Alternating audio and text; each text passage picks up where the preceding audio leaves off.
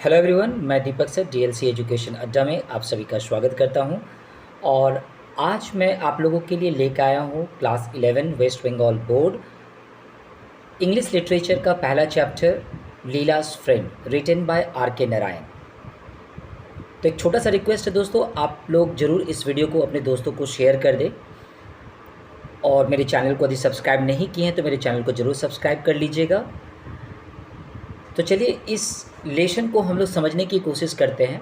उससे पहले मैं आपको बता दूं, बहुत ही ब्यूटीफुल स्टोरी है ये, which is written by R K Narayan. यहाँ पे एक सोशल प्रेजुडाइज कैसे होता है उसके बारे में हम लोग बात करेंगे। लोग कैसे अपनी अवधारणा जो है ना पहले ही बना लेते हैं किसी दूसरे के प्रति, सर्कमस्टांसेस के बारे में सोचते नहीं हैं।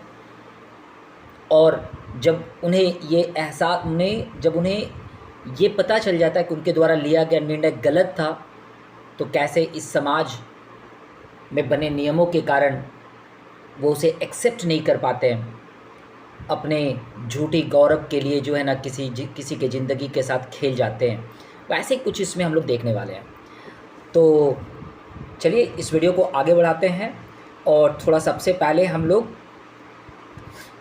देख लेते हैं रसीपुरम कृष्णा स्वामी अय्यर नारायण स्वामी। ये जो है आर के नारायण का पूरा नाम है। 1906 में इनका जन्म और 2001 में इनकी मृत्यु मानी जाती है। Is one of the most widely read Indian writers in English. यदि हम बात करें भारत में यदि कोई लिटरेचर पढ़ने का शौकीन है और वो इंग्लिश में लिटरेचर पढ़ना पसंद करता है तो आर के नारायण को काफ़ी ज़्यादा लोग पसंद करते हैं। हिज फेमस वर्क, उनका जो फेमस वर्क है उसमें क्या क्या आता है, तो सबसे पहले आता है स्वामी एंड फ्रेंड्स, उसके बाद आता है द इंग्लिश टीचर्स, उसके बाद आता है द गाइड। तो इम्पॉर्टेंट बुक्स यदि आप पढ़ना चाहते हैं जो कि आर के नारायण के द्वारा लिखा गया है तो आप स्वामी एंड फ्रेंड्स पढ़ सकते हैं जो कि 1935 में पब्लिश हुआ था। द इंग्लिश टीचर 1945 में पब्लिश हुआ था। द गाइड जो है 1958 में पब्लिश हुआ था, 1958 में। अब देख सकते हैं कि आप केवल स्टोरी ही नहीं, इनकी वर्सैटिलिटी जो है वो अलग अलग फील्ड में भी है।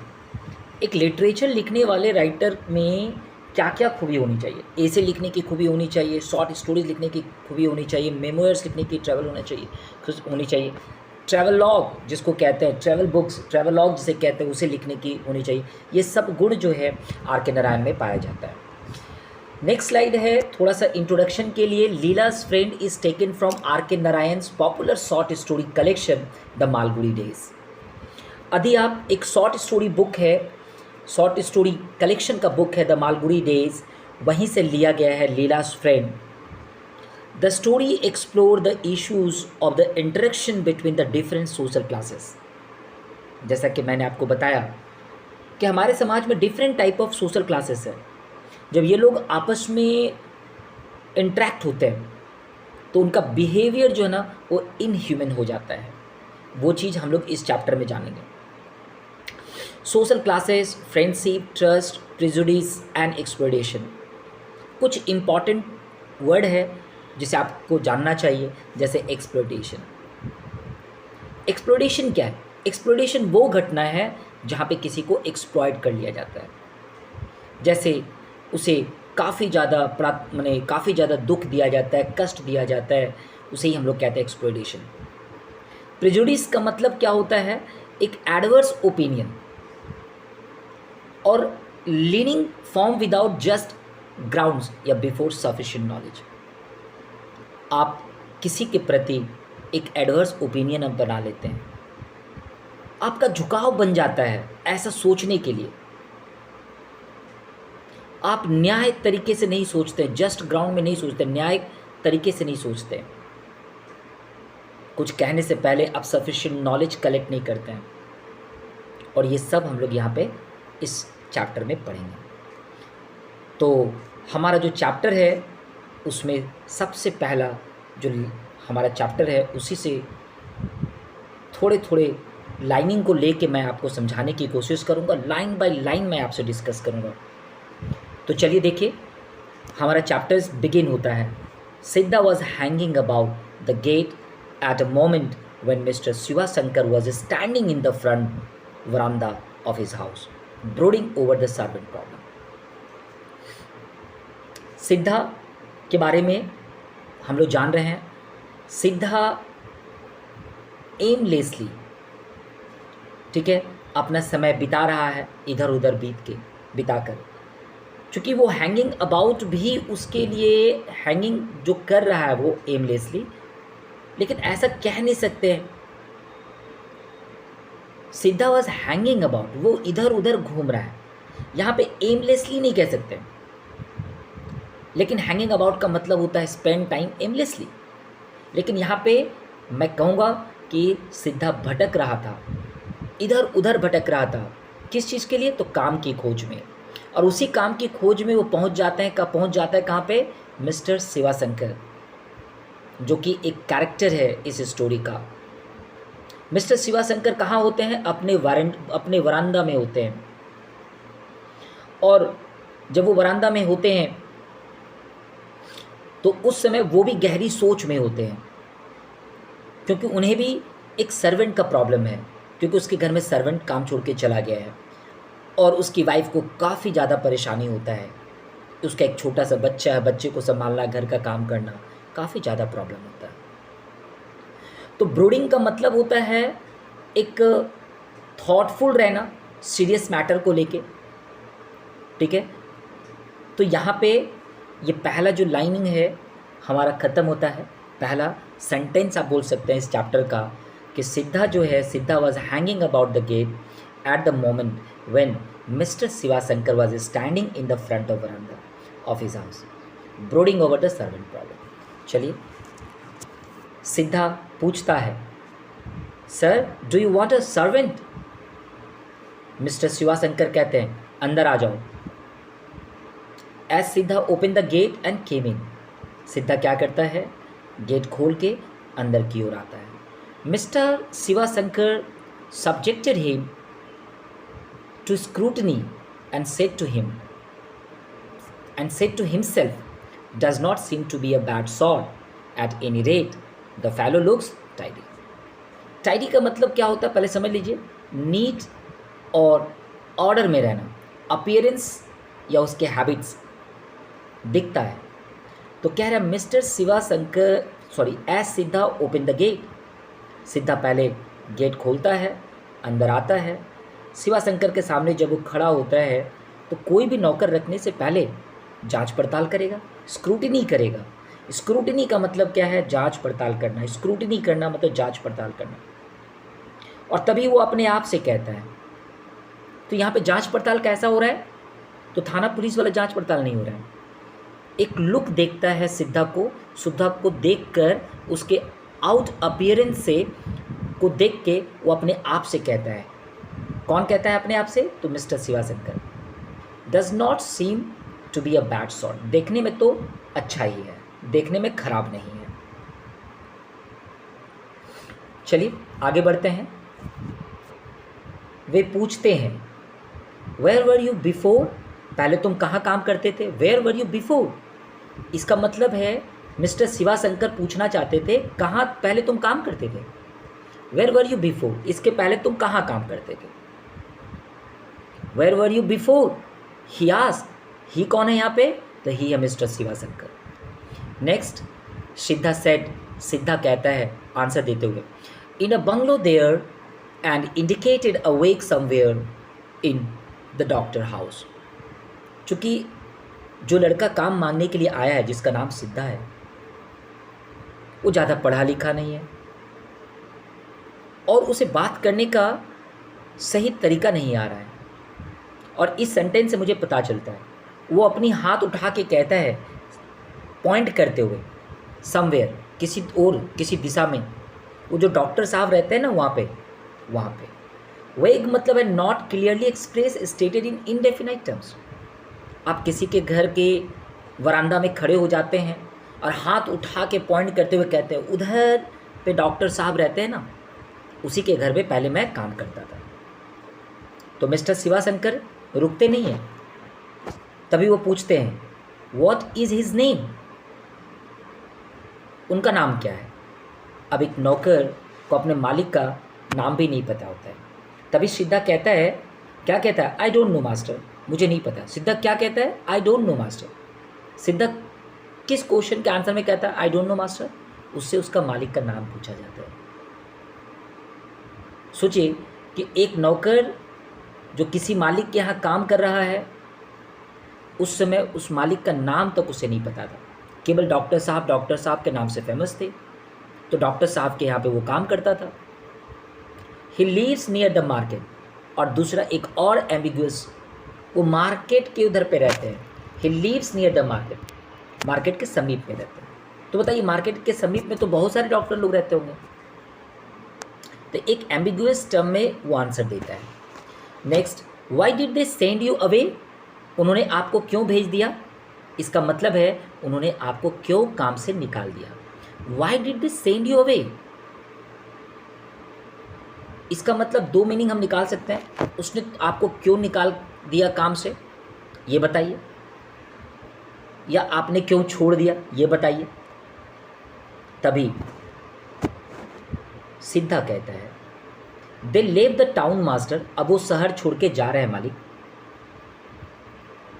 दे लेव द टाउन मास्टर, यहाँ पे मास्टर मालिक, मालिक मास्टर मालिक। दे लेव द टाउन मास्टर, मालिक वो काम छोड़ के जा रहे हैं। मानो जैसे सिद्धा के पास में पहले से ही आंसर था। Giving the stock reply, giving the stock reply, जैसे पहले से ही उसके पास, पहले से ही वो सोच के बैठा था कि मुझे क्या आंसर देना है। Giving the stock reply. Next, mister Shivashankar was unable to make up his mind. Mister Shivashankar जो है वो अपने माइंड को ठीक से सेट नहीं कर पाता है। ही कॉल्ड हिज वाइफ, वो अपनी पत्नी को बुलाता है। She look at the Siddha and said, वो सिद्धा को देखता है और कहता है, he does not seem to me worse than the others we have had. Mister Shivashankar चूंकि उस समय डिसाइड नहीं कर पाते, सोच नहीं पाते, चूंकि वो निर्णय भी नहीं ले पाते, है ना, वो डिसाइड नहीं कर पाते, सोच नहीं पाते, निर्णय नहीं ले पाते, इसलिए वो अपनी पत्नी को आवाज़ लगाते हैं। वो अपनी पत्नी को आवाज़ लगाए, ही कॉल्ड हिज वाइफ, वो अपनी पत्नी को आवाज़ लगाते हैं, बुलाते हैं। उसकी पत्नी आती है और सिद्धा को देखती है। शी लुक्ड एट सिद्धा, वो सिद्धा को देखती है और वो कहती है, he does not seem to me, मुझे तो ये पहले वाले नौकरों से खराब तो नहीं दिख रहा है, अच्छा ही दिख रहा है।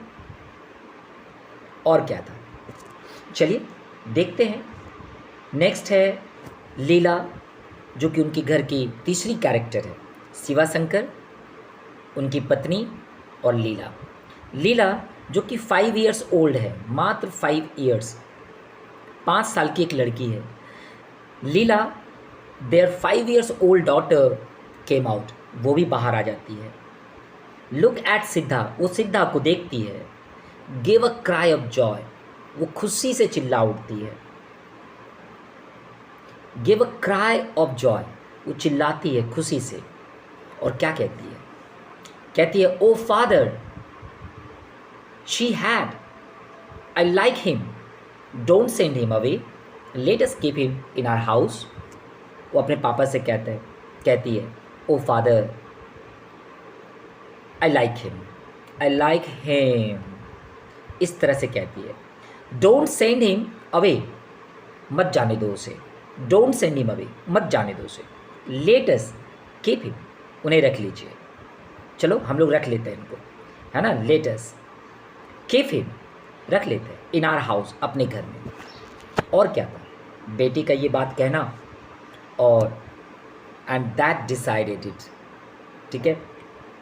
डिसाइड करने के लिए उनके पास इससे अच्छा और कोई ऑप्शन नहीं था। And that decided it. Next है, सिद्धा was given 2 meal a day and 4 rupees a month, ठीक है। बहुत इंपॉर्टेंट लाइन है। सिद्धा को 2 वक्त का खाना दिया जाएगा एक दिन में, और 4 रुपये महीने के दिए जाएंगे। इसके बदले सिद्धा को काम क्या करना है, गिनिए एक एक करके। सबसे पहले आपको कपड़े धोने होंगे सिद्धा को, गार्डन की सफाई करनी होगी, कुछ सामान लाना हो या किसी के यहाँ जाना हो छोटे छोटे काम के लिए तो जाना होगा, लकड़ियाँ काटनी होगी और लीला की देखभाल करनी होगी। लकड़ियाँ क्यों काटने होंगी लकड़ियाँ? क्योंकि जिस समय ये स्टोरी लिखा गया था ना, उस समय घरों में गैस नहीं हुआ करता था, लोग चूल्हे पे खाना बनाया करते थे। तो लकड़ियाँ काटनी होगी और लकड़ियाँ को काट के खाना बनाने के लिए तैयार करना होगा। लुक आफ्टर का मतलब क्या होता है? टेक केयर ऑफ, लीला का देखभाल करना होगा। तो चलिए नेक्स्ट वर्ड पे। सिद्धा came and play, Leela would cry. सिद्धा comes and play, Leela would cry, and Siddha had to drop and any work he might be doing, run to her as she stood in the front of garden with a red ball in her hand. लीला चिल्लाती है, सिद्धा आओ मेरे साथ खेलो। सिद्धा जो कुछ भी कर रहा है, सिद्धा कोई भी काम कर रहा हो उसे वो काम छोड़ देनी होगी और छोड़ के उससे के पास दौड़ते हुए आना होगा। वो कहाँ पे खड़ी मिलेगी उसे? गार्डन में। उसके हाथ में क्या होगा? Red ball. ठीक है, तो चलिए आगे बढ़ जाते हैं। His company made her supremely happy, जब सिद्धा लीला के साथ होती है। हिज कंपनी, हिज मतलब लीला, हिज कंपनी मतलब सिद्धा, सिद्धा का जो साथ है, हिज कंपनी, सिद्धा का जो साथ है, हर मतलब लीला, लीला को बिल्कुल क्या बना देता है? हैप्पीली बना देता है, बहुत खुश हो जाती है। जब भी सिद्धा जो है लीला के साथ होता है तो लीला बहुत खुश होती है। She flungs the ball at him and he flungs it at back, Leela ball को फेंकती है सिद्धा की ओर और सिद्धा फेंकता है लीला की ओर। एंड देन शी सेड, तभी वो कहती है, देन शी सेड, तब वो कहती है, now throw the ball into the sky, now throw the ball into the sky. Siddha clutch the ball, clutch his eyes for a second and threw the ball up. ठीक है, now throw the ball into the sky, वो लीला कहती चलो आसमान में फेंको, ऊपर की ओर, स्काई की ओर। सिद्धा क्लच द बॉल, सिद्धा अपने हाथों में अच्छे से बॉल को पकड़ता है, क्लोज हिज आइज, अपने आंखों को बंद करता है एक सेकंड के लिए और ऊपर की ओर फेंक देता है। फ्लंज एट का मतलब क्या? फ्लिंच का ये सेकंड फॉर्म है, पास्ट फॉर्म। फ्लिंच का मतलब होता है किक या थ्रो करना, क्लच मतलब होता है होल्ड करना अपने हाथों में। Next, when the ball come down again, जब बॉल ऊपर की ओर फेंक देता है सिद्धा, बॉल नीचे आता है तो वो कहता है, ही सेड, सिद्धा कहता है, now this has touch the moon and come. सिद्धा छोटी बच्ची, 5 साल की बच्ची लीला से कहता है, लीला ये तो चांद को छू के आया है। You see here a little bit of the moon sticking, आओ तुम देखो इसमें चांद के छोटे छोटे स्टिकिंग लगे हुए हैं, कुछ लगा हुआ है चांद का। लीला बड़े उत्साह के साथ में एक्साइटेड होके वो उसको चेक करती है और चेक करने के बाद वो कहती है, I do not see it, मुझे तो नहीं दिख रहा है। लीला बड़े उत्साह के साथ उसको चेक करती है, ट्रेसेस खोजने की कोशिश करती है, थोड़ा मोड़ा जो भी उसे दिखाई दे उसे खोजने की कोशिश करती है, लेकिन उसे दिखाई नहीं देता। तब वो कहती है, मुझे तो नहीं दिख रहा है, I do not see it, मुझे नहीं दिख रहा है। फिर क्या? तभी सिद्धा कहता है, you must be very quick about it, तुम्हें थोड़ा तेज़ी करनी होगी। क्यों? क्योंकि वो एवापोरेट होके ना दोबारा मून में चला जाता है, बैक हो जाता है। सिद्धा कहता है तुम्हें थोड़ा तेज़ी करनी होगी क्योंकि जो इसके ट्रेसेस होते हैं ना वो एवापोरेट होकर दोबारा चांद में चला जाता है। ठीक है, नाउ हरी अप, जल्दी करना। He covered the ball tightly with his fingers, allowed her to peep through a little gap.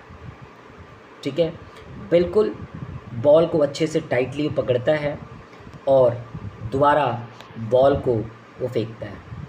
Yes said Leela, I see the moon but in the very wet. Question पूछती है, लीला पूछती है, आई सी द मून, मुझे तो चांद दिखा, but in the very wet, but in the moon very wet. Wet का मतलब होता है भींगा होना। तभी तो सिद्धा ने बोला उसको टच करके आएगा, छू लेगा तो भींजा हुआ ट्रेसेस रहेगा उस पर स्टिकी। सिद्धा कहता है यस यस सर्टेनली, बिल्कुल। सिद्धा कहता है what is in the sky, what is in the sky.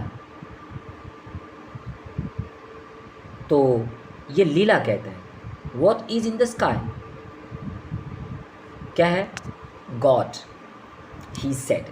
वो कहता है ऊपर कौन रहता है आसमान में, तो गॉड, भगवान रहता है। If we stand on the roof, क्या कह रहा है, कौन पूछ रहा है, ये लीला पूछ रहा है ना, लीला। इफ़ वी स्टैंड, लीला पूछती है क्या हम लोग यदि छत पे खड़े हो जाए और अपने हाथ को यदि फैला दे तो क्या हम लोग आसमान को छू सकते हैं। सिद्धा कहता है नो, छत पर से नहीं, लेकिन जब but if you stand on a coconut tree you can touch the sky. लेकिन तुम यदि कोकोनट ट्री के ऊपर चढ़ जाती हो और यदि छूने की कोशिश करती हो तो छू सकती हो। यानी छत के ऊपर से छू नहीं सकते हैं आसमान को, लेकिन आप कोकोनट ट्री के ऊपर चढ़ जाए तो आप छू सकते हैं। ऐसा कौन कहता है, सिद्धा कहता है। हैव यू डन इट, लीला पूछता है। लीला पूछती है क्या तुमने कभी छुआ है। वो कहता है मैंने कई बार ऐसा किया है। कब किया है, तो जब भी बिग मून आता है तब वो कोकोनट ट्री पे चढ़ जाता है और उसे छू लेता है। देखिए एक बच्चे के साथ में जो है ना, बच्चा बन के सिद्धा जो है ना खेल रहा है, उससे कहानी सुना रहा है, ये स्टोरी है। Does the moon know you, Leela पूछती है क्या तुम्हें चांद जानता है। लीला पूछती है क्या चांद तुम्हें जानता है, डज द मून नो। आपको क्या लगता है आंसर क्या होना चाहिए। Yes very well, now come with me, I will show you something nice. और इस बार जो है सिद्धा जो है वो एक नई गेम खेलने वाला है, एक नया गेम खेलने वाला है। किसके साथ में, तो वो लीला के साथ में एक नया गेम खेलने वाला है। तो चलिए देखते हैं। They were standing near the rose plant, garden में गुलाब के फूल के पास खड़ा होके सिद्धा चांद को पॉइंट करते हुए कहता है देखो क्या तुम्हें चांद दिख रहा है। लीला कहती है यस मुझे दिख रहा है। फिर वो कहता है ठीक है चलो आओ मेरे साथ, नाउ कम विथ मी। और वो क्या करता है, उसे बैकयार्ड में ले जाता है, पीछे आंगन की ओर, पीछे की आंगन की ओर, बैकयार्ड की ओर ले जाता है। वहाँ पे रुकने के बाद जो कि कुआं रहता है छोटा सा, तो ही स्टॉप नियर द वेल, वो कुएं के पास रुक जाता है और फिर दोबारा चांद की ओर पॉइंट करते हुए कहता है देखो। तो the moon was there too, वहाँ भी चांद दिखाई दिया। रोज़ प्लांट के पास में खड़ा के उसने देखा तो चांद वहाँ से दिखाई दिया। पीछे बैकयार्ड में जाके कुएं के पास से चांद को देखा तो वहाँ खड़ा मिला। लीला ये देखते ही ना अपने हाथों से ताली बजाने लगती है और खुशी से चिल्ला उठती है और कहती है अरे चांद तो यहाँ भी है और चांद तो पहले वहाँ पे था, ये कैसे पॉसिबल है, हाउ इज़ इट। तो सिद्धा जो है कहता है I have asked it to follow us, मैंने बोला था कि हमें फॉलो करो। अरे एक छोटा सा गेम है। Leela run in and told his mother, ठीक है, टोल्ड हिज मदर। लीला दौड़ते हुए जो है अपने माँ के पास जाती है और अपने माँ से कहती है सीधा नोज द मून। सिद्धा किसको जानता है, तो चांद को जानता है। अपने माँ के पास जाके वो लीला जो है कहती है एट डस्क, जब शाम का समय होता है, संध्या के समय में एक टाइम होता है जिसे हम लोग डस्क कहते हैं। He carried her in and she held a class for him. Leela जो है सिद्धा को कैरी करके ले जाता है और शाम के समय में उसके लिए क्लास अरेंज करता है। लीला के पास बॉक्स है जिसमें कैटलॉग है, इलस्ट्रेटेड वाले बुक्स है, कुछ पेंसिल्स हैं, तो स्टम्प्स ऑफ पेंसिल, कई सारे पेंसिल्स हैं,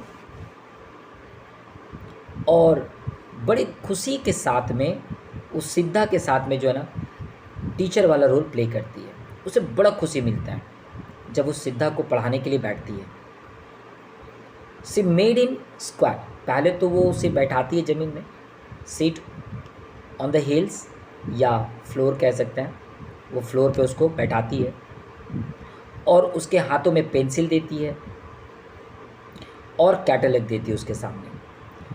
पेंसिल और कैटलॉग देने के बाद she had another pencil and a catalogue commanded now right. उसके पास भी, लीला के पास भी रहता है कैटलॉग और पेंसिल। अब वो कहती है चलो लिखो, नाउ राइट, क्या लिखना है जो उसे दिखाया जा रहा है। And he had to try and copy whatever she wrote in the page of her catalogue. वो जो लीला जो अपने कैटलॉग में जो कुछ लिखती है सिद्धा को वही कॉपी करना पड़ता है। सबसे पहले तो ये जान लो कि लीला को तो मात्र जो है ना 1-2 लेटर ही आता है, 2 और 3 लेटर्स। लीला को क्या आता है? तो लीला को जस्ट 2 या 3 लेटर लिखने के लिए आता है अल्फ़ाबेट का, और जब वो कुछ लिखती है तो a kind of cat and crow जैसा बना देती है। इसका मतलब बिल्कुल उसे भी नहीं पता होता है। But none of these could Sidda even remotely copy. लेकिन सपोज़ उसको ए लिखने के लिए भी बोला गया तो बिल्कुल इसी के जैसा कम से कम दिखना तो चाहिए, लेकिन बाय फार का मतलब बिल्कुल वो दिख ही नहीं पाता, वो ऐसा बना ही नहीं पाता है, वो ऐसा बना ही नहीं पाता है। तो इसीलिए बोला गया रिमोटली कॉपी, मतलब बिल्कुल थोड़ा मिलता जुलता। मान चलो ए ऐसा लिखा, वो ए ऐसा लिख रहा है ना, तो इस तरह से बिल्कुल मिलता भी नहीं है। सी सेड, वो बिल्कुल प्रयास करते हुए, एग्जामिंग हिज एफर्ट, सिद्धा ने कितना कोशिश किया है, और वो पूछती है क्या मैंने ऐसा बनाया था कौवा, क्या मैंने ऐसे लिखा तब भी? वो पूछती है, क्या कहती है? She said examine his effort, is this how I have drawn the crow, is this how I have drawn the bee. इसके बाद शी पीटेड हिम, चूँकि उसे दया आ जाता है कि सिद्धा को इतना बड़ा हो गया है, उसे कुछ भी लिखने नहीं आता है। वो अपने प्रयास को डबल करती है और दोबारा सिखाने की कोशिश करती है। बट दैट गुड फेलो, लेकिन सिद्धा के बारे में सोचिए जो कि चांद को कंट्रोल कर सकता है, इतना वो एक्सपर्ट हो गया है कि चांद को कंट्रोल कर सकता है, और बिल्कुल वो इनकैपेबल है पेंसिल के साथ खेलने में, और पेंसिल से इनकैपेबल है उसे जो लिखने के लिए बोला जा रहा है। तो देख सकते हैं एडेप्ट का मतलब क्या होता है? Expert, proficient, skilled, well train. Utterly means absolutely, entirely and totally. सिद्धा बिल्कुल पढ़ नहीं पा रहा है, पेंसिल से लिख नहीं पा रहा है। परिणाम क्या होता है? कॉन्सिक्वेंटली इसका परिणाम क्या हुआ? इट लुक एज दो लीला वुड कीप हिम देयर। और यही बात है कि सिद्धा को जाने के लिए नहीं मिलता है, सो वो बैठा के रखता है। Pin to his seat till his stiff inflexible wrist crack, जब तक कि उसके हाथों में दर्द ना आ जाए तब तक बैठा के रखता है। उसी बीच में ही शाउट रिलीव बाय सेइंग, यदि उसे छुट्टी चाहिए तो उसे याद दिलाना पड़ता है। सिद्धा कहता है I think your mother is calling you in to dinner. कहता है शायद मुझे लग रहा है तुम्हारी मम्मी जो है ना तुम्हें खाने पे बुला रही है। और क्या, छोटी बच्ची सब भूल जाती है। Leela would drop the pencil, run out the room and the school hour would end, और स्कूल वाली घंटी ख़त्म हो गई। हेलो एवरीवन, तो यहाँ तक आपको हमारा रीडिंग कैसा लगा कमेंट में ज़रूर बताइएगा। यदि अच्छा लगा तो मेरे चैनल को सब्सक्राइब और लाइक ज़रूर कर दीजिएगा, दोस्तों में शेयर कर दीजिएगा। Thank you. नेक्स्ट पार्ट के लिए इंतज़ार कीजिएगा।